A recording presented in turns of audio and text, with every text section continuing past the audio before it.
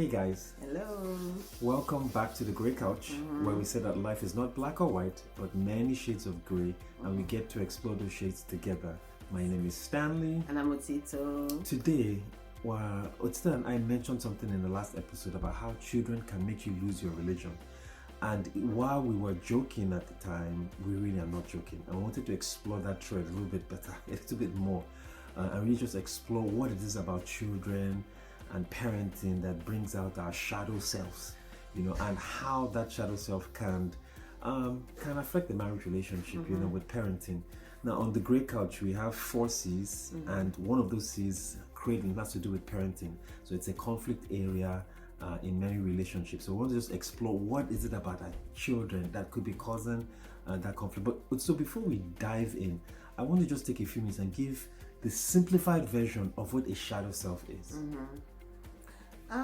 It's like the hidden self, right? The part of us that sometimes we are almost like afraid to explore, but then it drives quite a bit of our behavior. So, yeah, shadow is something that we're not letting come out into the light, I think. So, with that definition in mind, what we're really saying is that kids, their behaviors, their interactions with them, they bring out that part of our personality and psyche that we've either repressed, suppressed, or are just ashamed of, and we don't like to come on. And I'll give you an example to kind of put this in context. So a lot of times, child 1, when I ask him to get something done, I will hear this long litany of very, very intelligent excuses, and I use that word intelligent intentionally. And the tendency for me is to get upset and really just lose my temper, not knowing that a lot of times I give similar intelligent or excuses or at least procrastination when there's a task around the house that it's actually my responsibility to take care of. That's an example of one. I have a whole litany of examples, but I'm not going to snitch on myself completely today. So the question now becomes, how do they do this? The first one is really projection. When I see that particular trait in child 1, it's like an embodiment of the characteristics or the traits that I don't want to come to terms with that I have. And there's a tendency to get very, very angry in that you are seeing that same behavior, and that's similar to the next one. Next one is like kids are very, very good at either modeling or mirroring the activities that they see. I'll give an example. So a lot of times when I want to get kids to move, I might raise my voice, I'm not saying shouting, I'm just saying raising my voice, wink, wink. And then only to turn around and see child 1 raising his voice at child 2. And immediately I got, upset. It took a coming back and some people talking to me and say, that's how you actually are. Say that this child is just modeling or mirroring what they're seeing in a parent, Something else that happens is like personality differences. And for this, an example is like, child 2, not very, very athletic, and I see myself as more of the athletic type of person. And so they're like, why can't you just play this sport? Why aren't you just interested? There's a tendency to get, angry at the person because it's like a difference in value, but it's really just a different personality that they have, and you're getting upset because your expectations are not being met. Your dreams, certain. The last one I saved. The last one is one that's quite, personal to me. Is unresolved childhood wounds. And what do I mean by that? How I'm not sure your family, but growing up in my family, parents were always saying things in anger, not really meaning them. Things like, if you don't do this, you're never going to amount to much. Or if you don't tidy up your room, if you don't get your act together, you're not going to amount to much. So those type of statements that you lived with growing up, unresolved childhood wounds. Now, when you now see your child behaving the same way, there's a tendency to be either afraid or angry. That this thing that they said about me, this child might actually have that manifestation, or it might come out from the child.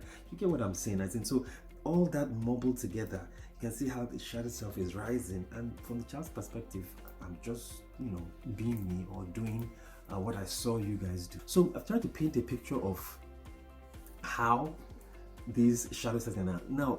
I'm going to leave Otito to explain how this can hurt or sometimes maybe even help a marriage, depending on the perspective that you're looking at. Helping that you realize some of the things that you do or you're capable of, and then you decide to work on it for the sake of the child. I think that's the, to me, overall dynamic for helping. But if you were to think about it, to say before you get there, what then is the impact on the relationship? There are so many things, and sometimes we are not even cognizant of it. I think that's why we're now trying to bring it up here now. And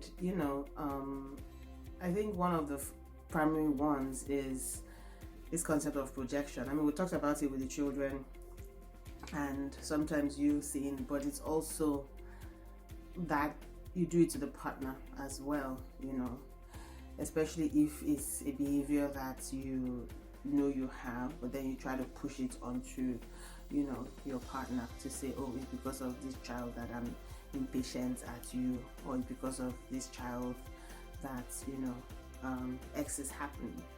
And it's like, but what's the relationship, right? Like, the child is their own person, why are you pushing it on me? And I think it stems from, if we're coming from an African cultural perspective, from a social cultural point, is this concept of the children are the mothers, right? When they do negative things, and then they are the fathers when they do positive things. So, there's a tendency to say your child did this or your child did this. So even that alone is already an issue, right? Because it's not a person's child, it's our child, right? Or it's a child that is the product of the marriage. But subconsciously, people do that. Like, you just attribute the child's negative behaviors to, the other parent. And this goes both ways. So it's not as though it's just one direction. And so there's just that tendency, because you don't want to look at it and say this child is manifesting this behavior based on this. So you're looking for, because that's what projection is. The thing that is bothering you, you're looking for a way to throw it on somebody and say that the person is the one exhibiting that behavior, right? Or that they are the reason for you doing something. And you can see how that can segue to increased conflict. So there was, first of all, a tension in trying to raise the child and correct the child, and then you now project it onto your spouse. And then there's now increased conflict between both of you because of this child. And again, we saw how parenting has great rewards, but it is not easy, And so things like stress, like anger, like even contempt, these increase conflict, cause your dark emotions to come out, and then you now, as opposed to addressing the main issue, which was the child's behavior or child's report or whatever, you're now taking it out on each other, right? Yeah. Because I guess when people have their children, whether they like it or not, they're projecting again their own dreams and desires onto the child. So if the child doesn't match up to that ideal, right, there's a gap, and it's like a dissonance gap that people try to fill in, and they fill it in through all of this things that sometimes you get into quarrels with your partner that doesn't have any basis, but it's because you are looking at the unfulfilled dream that might be showing up through the child. Sometimes this can lead to is like emotional withdrawal, where there's a fear of being vulnerable, or a fear of just showing that this is a problem that I'm dealing with, or I'm struggling with, or I had growing up. You now bottle up and say, I'll just keep this. I won't expose myself, so that it's not used as ammunition against me in the next quarrel that you might have, next disagreement that you might have. Now this now escalates or dovetails into unequal emotional labor, and we talked about emotional labor in one of our other episodes. But in this case, you have one parent unavailable because they're either trying to emotionally distance themselves, or they are working on or trying to work on this part of themselves that they don't like, and you now leave the other parent alone to handle the child that had the issue, that what started this, or the whole genesis of matter. And so you now have an unequal emotional, an imbalance, and then that other parent rightfully feels unsupported, because like you're off in your own, angry at whatever happened, and then the other spouse is left to deal with the child and the consequences and do that, so it's just, it could spiral downhill really very quickly. very quickly, because no matter how you try to avoid it, except you're no longer in the picture, parenting is hour by hour, second by second. You can't walk away from it except you choose to, right? In that sense. So yeah. So those are the ways in which it could hurt. What about the ways it can help?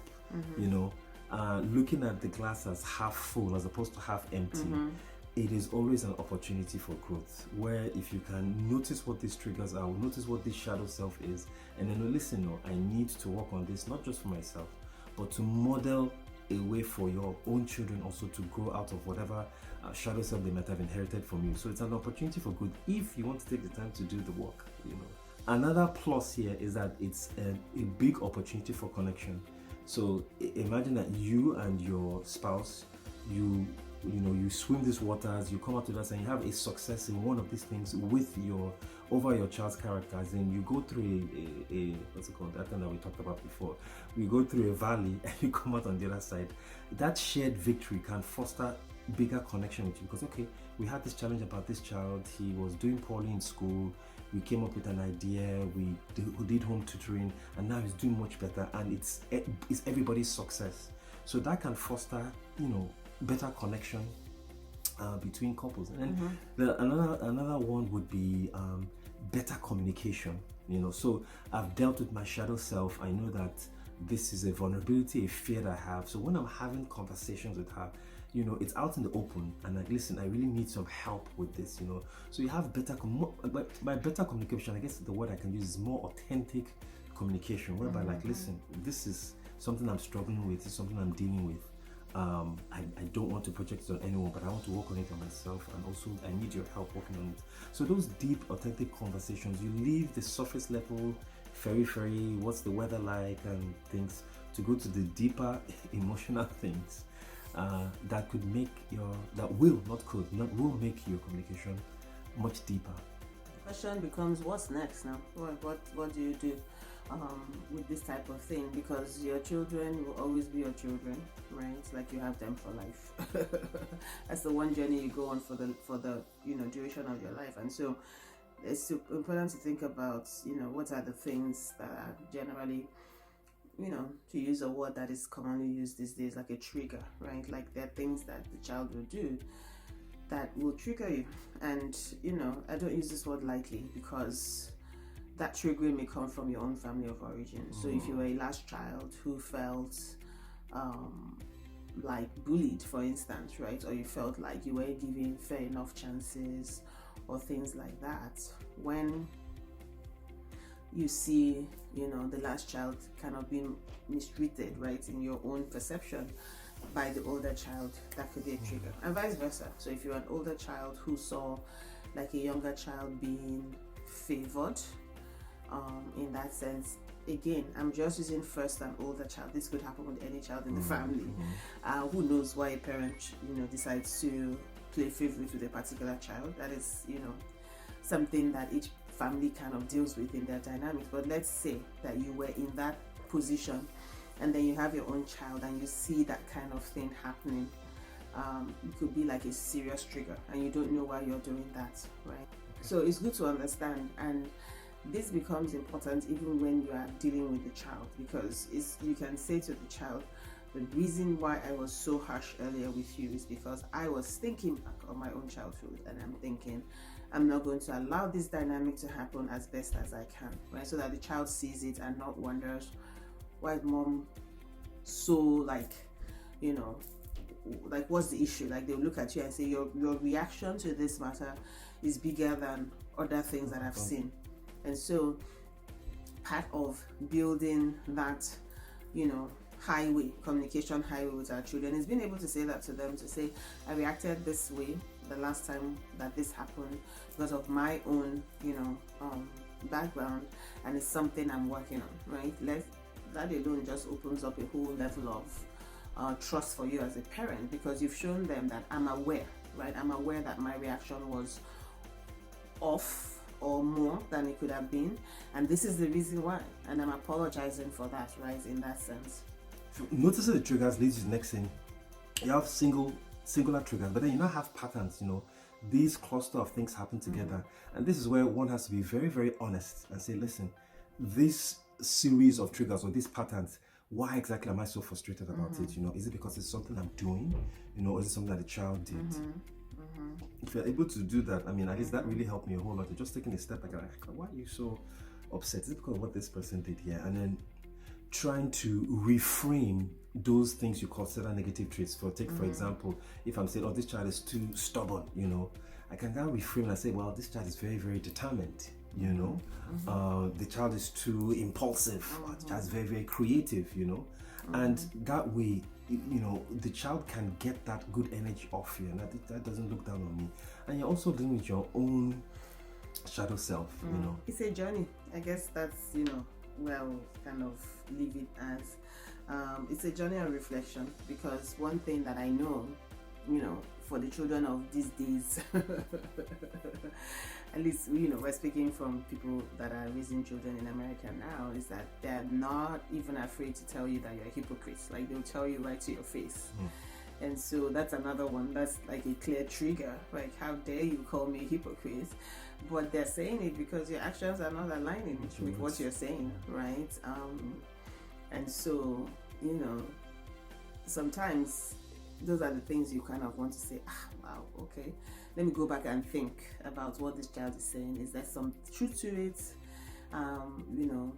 Is this something I can work on? Is it something I can tell them that, yes, I acknowledge what you're saying and I will try to work on it, as opposed to just brushing it off as childish shenanigans? And the reason I'm saying this is that when we were growing up, we probably thought our own parents were hypocrites. We just never were able to tell them culturally, from a cultural point of view. So my point being that the fact that they express it is not the problem, because we were thinking it ourselves, right, about our own parents in some situations. So the only difference now is that they're able to voice it out, and I heard a saying to say that if a person, even if they're quiet and they're still like thinking something in their minds, they're talking even louder than a person who has spoken. Because I guess the person was trying to say that what you're thinking in your brain is much more potent than even what you say, because sometimes people say things and that's it, but the person who is thinking it is ruminating. So you are thinking about the same thought over and over again, right? In that sense. So that's why I'm saying it's a much louder conversation that you have than if you were having it out in the open. So these are things I always think about, right, with our own sons, to say, how do we stay authentic, right, while raising them, recognizing that there's a culture shift. For one, the age is not the same. When I mean age, like just the way the society is not the same as when we were being raised. So these are all the things that one has to put in their consciousness, obviously along with prayer and along with teaching them the ways that they should be.